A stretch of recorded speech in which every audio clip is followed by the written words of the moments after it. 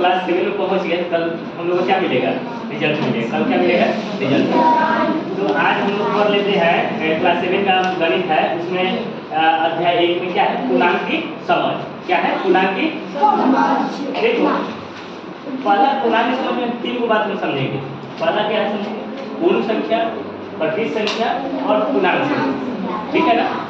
तो अच्छा, पूर्ण संख्या क्या होता है उसके बारे में जानते हैं। तो पूर्ण संख्या गिनती की संख्या जो कहाँ से स्टार्ट करे? शून्य से, यानी जीरो से। जीरो से स्टार्ट करके कहाँ जाएगा? अनंत की तरफ, मतलब अनगिनत। जीरो से स्टार्ट करेंगे अनगिनत, तो जो जीरो से स्टार्ट करेंगे और अनगिनत की ओर बढ़ेंगे वो क्या करेगा? पूर्ण संख्या। जैसे एग्जाम्पल है ना, 0 1 2 3 4। अच्छा, अब कहाँ तक गया है? इस साइड का क्या मतलब है? इन्फिनिटी, मतलब अनंत। कोई पूछेगा कि एक क्या है? पूर्ण संख्या है? हाँ है। जीरो क्या है? पूर्ण संख्या है? तो हाँ है। उसी तरह प्रतिशत संख्या गिनती की संख्या जो कहाँ से स्टार्ट करे? एक से। पूर्ण संख्या कहाँ से स्टार्ट हो रहा है? जीरो से। जीरो से पूर्ण संख्या जीरो से और प्रतिशत संख्या एक से। तो बताइए गिनती की वह संख्या, गिनती की संख्या जो कहाँ से स्टार्ट करे? एक से और कहाँ तक जाए? अनंत। अनंत यानी अनगिनत, इन्फिनिटी की तरफ बढ़े, वो क्या कहलाएगा? प्रतिशत संख्या। इंग्लिश में इसको नेचुरल नंबर, इसको होल नंबर। अच्छा, जैसे एग्जांपल है ना, 1 2 3 4 5 6 10 अनगिनत है ना, तो ये प्रतिशत संख्या। कोई पूछेगा कि अगर 2 क्या नेचुरल नंबर है? 2 क्या प्रतिशत संख्या है? तो क्या करेंगे? है। अच्छा, 2 तो इसमें भी है, तो 2 पूर्ण संख्या भी है और प्रतिशत संख्या में है। यानी कहने का मतलब सारा के सारा नेचुरल नंबर प्रतिशत संख्या पूर्ण संख्या होता है, लेकिन पूर्ण संख्या प्रतिशत संख्या नहीं होता है। ठीक है ना? अब आए पूर्णांक के बारे में। अब आए पूर्णांक, जो हमारा अध्याय है पूर्णांक की समझ। यानी पूर्णांक संख्या क्या होता है? तो गिनती की संख्या, ऋणात्मक संख्या, गिनती की ऋणात्मक संख्या। ऐसा थोड़े है कि केवल हम पॉजिटिव वे में चलेंगे, धनात्मक वे में चलेंगे, ऋणात्मक वे में ही चलते हैं। जैसे हम आगे बढ़े तो आगे बढ़े 4 कदम, तो क्या किया? पॉजिटिव, मतलब पॉजिटिव दिशा में। अगर हम पीछे चल गए 4 कदम तो क्या हो गया? नेगेटिव, यानी ऋणात्मक। उसी तरह गिनती की ऋणात्मक संख्या, धनात्मक संख्या और जीरो, इसमें जीरो है ना इस साइड में, तो जीरो। तो गिनती की ऋणात्मक संख्या, धनात्मक संख्या और जीरो के समूह को क्या कहते हैं? पूर्णांक। जीरो के समूह को क्या कहते हैं? पूर्णांक। इसी पर प्रश्न है अध्याय 1.1 का। देखो समझ में आ गया। पहला क्वेश्चन है, इसको मिटा देते हैं।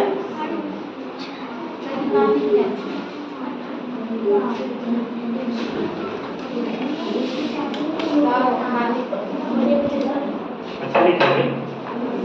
अभी कहे ना कि इधर क्या होता है? Left side. इधर माइनस से डिनोट करते हैं, इधर क्या होता है? Right side. इधर प्लस से डिनोट करते हैं। पहला प्रश्न है कि निम्नलिखित के बीच सभी पूर्णांक ज्ञात करना है। सभी पूर्णांक ज्ञात करना। प्रश्न 1 है, गद्दे को बोर्ड पर ध्यान दीजिए।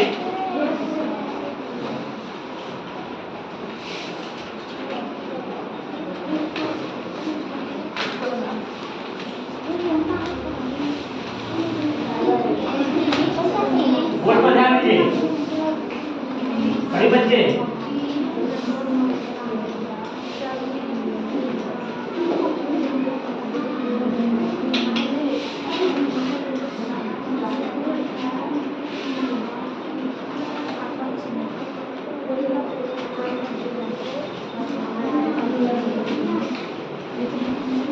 देखिए पहला प्रश्न है, ध्यान दो, कर लो।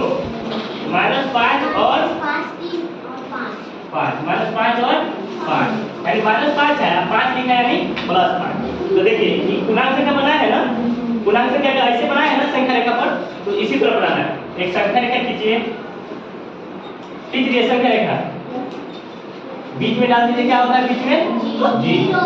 दाहिने तरफ क्या होता है? प्लस। दाहिने तरफ अब बाएं तरफ माइनस, यानी कि प्लस किधर बढ़ेगा? दाहिने तरफ। अब माइनस किधर बढ़ेगा? बाएं तरफ। तो देखिए कितना है?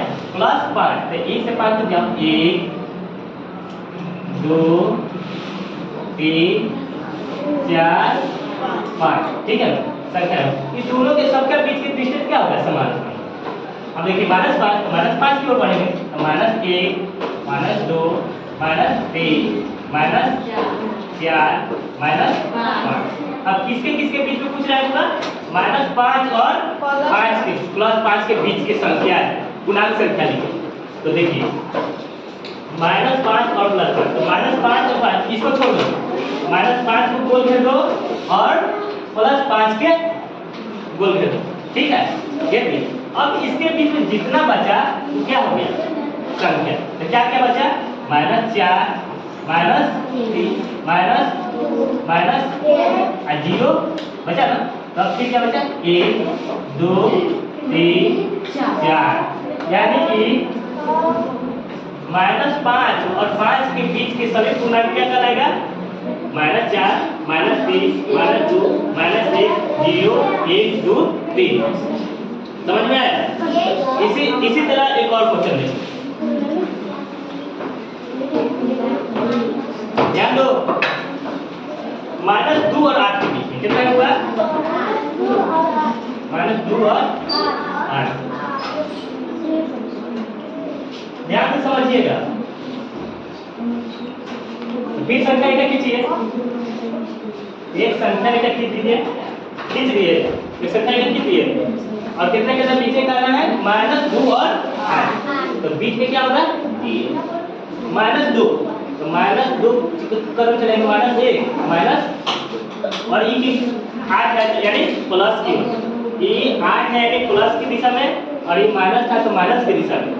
8 पर 1 2 3 4 5 6, इस लाइन 3 का साइन मतलब कि बढ़ते जाएगा 7 8। अब देखिए किसके किसके बीच में है? -2 और 8 के, -2 को बोल रहे हैं 2 -8 को। अब क्या क्या बचा है? -1 0 1 2 3 4 5 6 7।